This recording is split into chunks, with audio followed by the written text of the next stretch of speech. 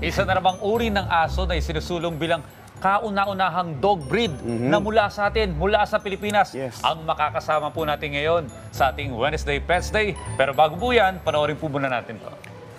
Sa panahon ngayon, marami na sa mga Pilipino ang nahihilig mag-alaga ng mga aso. Ilan sa mga dog breed na kinagigiliwan ng Pilipino ay Shih Tzu, Golden Retriever, Pomeranian, Bulldog at Chihuahua. Pero alam mo ba na kamakailan lang ay mayroong ipinakilala na kauna-unahang dog breed mula dito sa Pilipinas. Ito ay ang Philippine Forest Dog o kilala rin bilang asong gubat. Sila ay may matutulis na kuko, kayang umakyat ng puno, kung kaya't kilalanin na natin ang indigenous at wild dog breed na Philippine Forest Dog o asong gubat dito lang sa Wednesday Pets Day. Yan, kaugnay niyan, makakasama po natin ngayon ang presidente ng Philippine Forest Dog Legacy Club Incorporated na si Mr. Daniel Oviedo at ang officer ng Philippine Forest Dog Legacy Club Incorporated na si Ma'am Maricris Dailusan. At syempre, kasama rin ang isang asong gubat o Philippine Forest Dog na si Hiraya.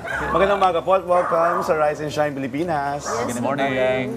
Good morning, Hiraya. Good morning. Parang nahiyain si Hiraya, no? Medyo na-stretch siya sa dami ng tao dito sa studio. Pero para po sa malalim na kaalaman ng ating mga tagapanood, maaari niyo po ba paliwanag kung ano yung Philippine Forest Dog o yung asong gubat? Yan. So, una-una, salamat po sa pagkakataon na ito na maibahagi namin ang kwento ng Philippine Forest Dogs and at the same time, yung adhikain po ng aming grupo sa Philippine Forest Dog Legacy Club Incorporated. Ngayon, ang tanong, ano po ba ang Forest Dogs or aso ng gubat? Kami po ay naniniwala na even before dumating ang mga Kastila sa pamumuno ni Ferdinand Magellan ay may mga aso na ginagamit sa pangangaso ng ating mga unang nanirahan sa Pilipinas. Tulad halimbawa ng mga Aita sa Zambales at mga Ifugao sa Cordillera region. And did you know na yung pangangaso ay galing sa salitang aso? Yun, doon po nagmula ang salitang pangangaso kasi they used to be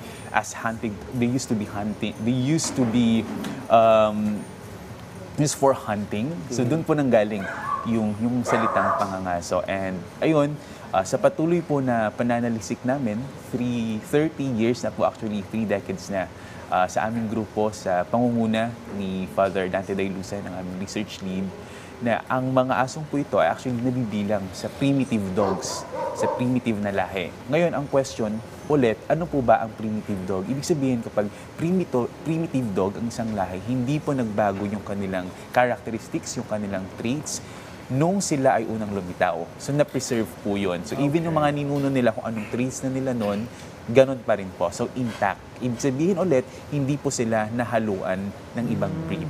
Naipasa yung lahi nila ng solid, ibig sabihin hindi nahaluan ng ibang breed. Tama. Hindi katulad ng ibang mga lahi na Na mix minsan may na. halo na.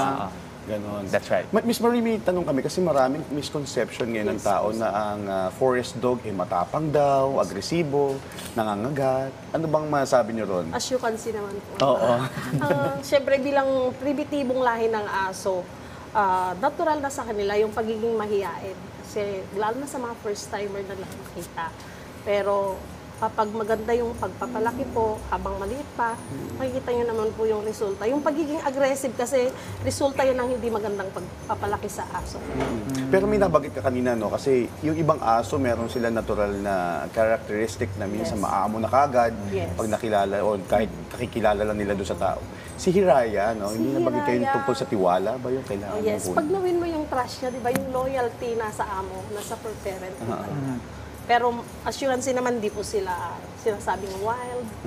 Mahiyain lang kasi first Camera time. shy. Camera shy. Well, basically, madaling alagaan, ibig sabihin. Yes. Hindi sila high maintenance katulad ng ibang lahi ng aso. Well, sir, sa tingin niyo po ba, Sir Daniel, bakit mahalaga na isulong ito bilang opisyal na dog breed ng Pilipinas? Sa ngayon, meron na pong 356 dog breeds na nakaregister or kinikilala ang Federasyon Cynologique Internationale or the World Canine Organization. And it's such a shame because for the longest time, nagko-conduct tayo ng dog shows, nag-host tayo, we even compete.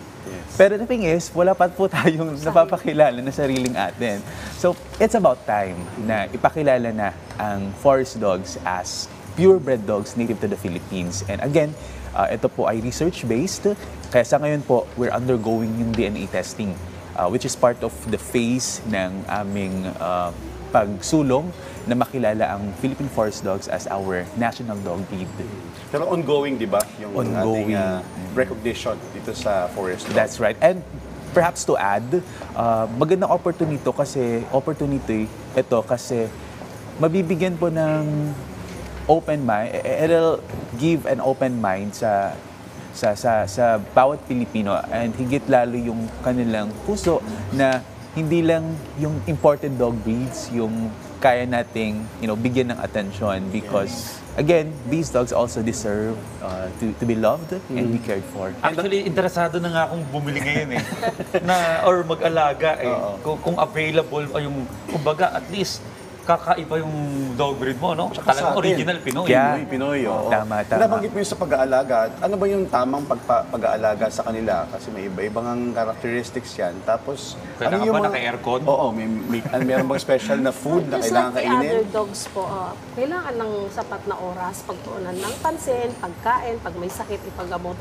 Pero yung advantage ng Philippine Forest Dog, yung kung ano yung kinakain natin, hindi Okay. katulad ng dog food, mamahalin, tsaka yung pagpapa-grooming, tayo pwede nating i-groom sila. So, hindi masela? Yes, hindi maselan. Oo. Yun yung advantage ng Philippine Ganda nga, Forest no? Dog. Halimbawa, ako po, interesado akong mag-alaga ng kagaya ni Hiraya. Hiraya.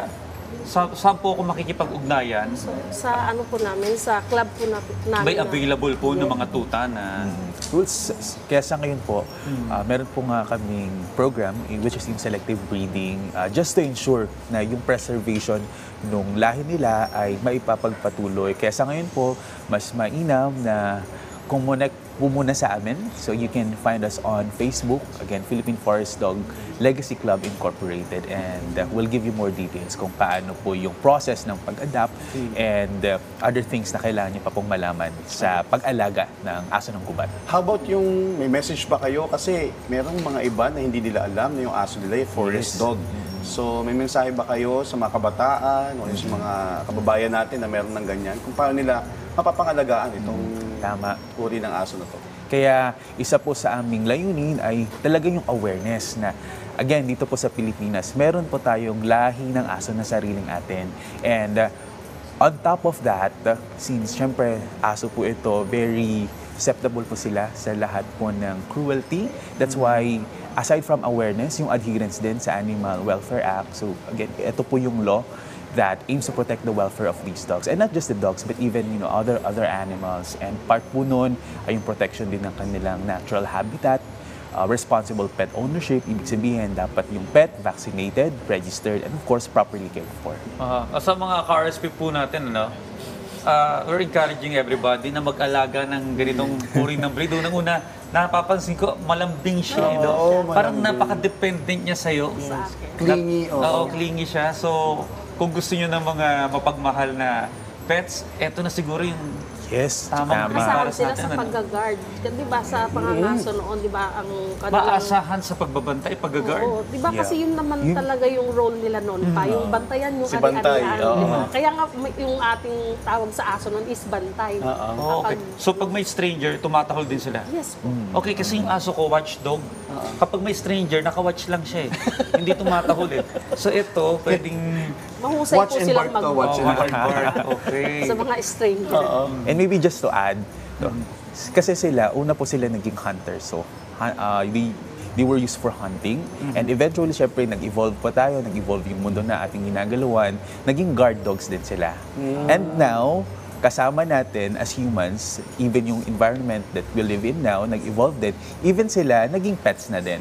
So, that's how they evolve. Sana makita natin to sa mga susunod na dog show dito sa Sa Pilipinas. susunod, Yes. yung talent naman ni Hiraya. Oo, Yes. papakita natin. Speaking of dog show, kung okay lang po na i-plug namin sa inyo. Go ahead. So meron po kaming event happening in April So this will be at Ayala Bay Mall. So please catch the Forest Dogs live at Ayala Bay Mall.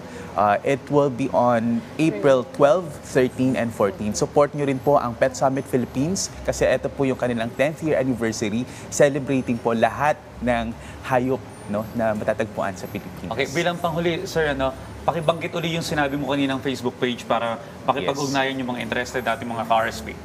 So learn more about the Forest Dogs and our club by visiting our Facebook page, that is Philippine Forest Dog Legacy Club Incorporated. Alright, maraming salamat po sa pagbibigay sa amin Thank ng you so mahalagang much. impormasyong patungkol sa Philippine Forest Dog o Asong Gubat, Mr. Daniel Oviedo at Ma'am Marie Chris Dailusan. Muli, maraming salamat po sa inyo. Maraming salamat. Maraming salamat po.